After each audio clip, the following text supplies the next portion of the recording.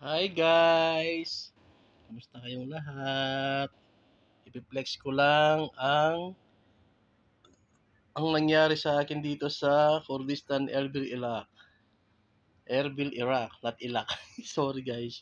Ito po ang nangyari sa akin. Nasunog ang aking leeg, buong leeg, ang hapdi-hapdi. Ayan. Grabing sakit guys. Ayan oh. Ang hapdi-hapdi. Grabe, nasunog sa init ng araw.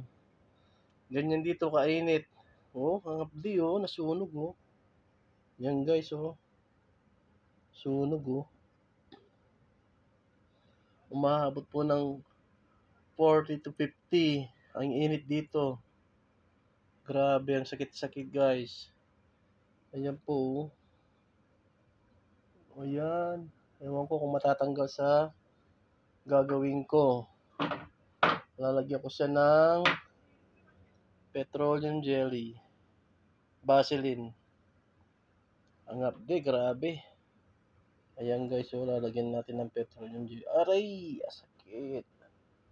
Ang sakit-sakit. Ayan guys. Sana matuyo na siya. Ayan, ang sakit-sakit. Grabe oh. Ayan po guys oh. Ang sakit-sakit na. Hapdi. Oh my God, ang hapdi. Ayan guys oh. Nasunog siya totally guys. Nasunog siya. Ayan po, nasunog siya totally. Ayan. Ang hapdi-hapdi. Ang hirap ng ganito. Ang hirap ng ganito, nag-iisa ka. Ayan, ang sitwasyon dito sa abroad. Kala ng mga nasa Pilipinas, masarap dito sa abroad. Ang hirap-hirap dito, nag-iisa ka. Gamutin mo mag-isa ang sarili mo. Ayan guys, oh, ang sarap, ang sakit to. Sana gumaling dito sa dito sa nilalagay kong petroleum jelly, itong Vaseline. Sana gumaling, inshallah. Abdi. Dito sa kabila, hindi naman gaano, wala naman mo. Ito totally sunog talaga. Ayan po guys, oh. Totally sunog. Ang abdi. Grabe, sakit to. Sana mag-dry na siya bukas, inshallah.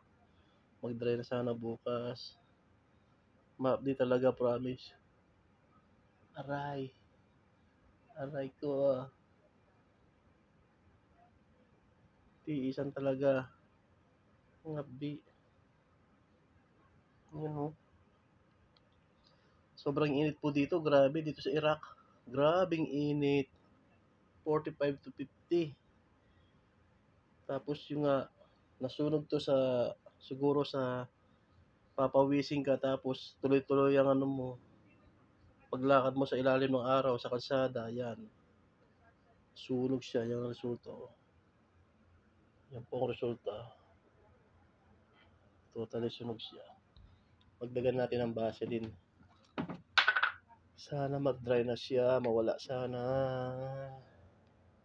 Yan oh. Yan. Ang sakit-sakit.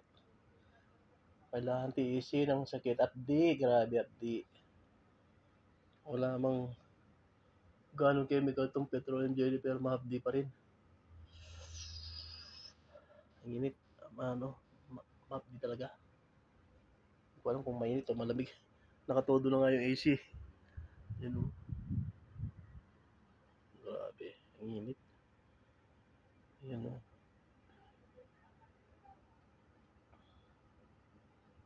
Yan guys. Sana mag-dry na siya. Bukas sana magiging na. Inshallah bukas magiging libag na. Para tanggalin ko na siya. Pero hindi siguro agad-agad matatanggal to. Bibilang tayo ng araw bago matanggal to.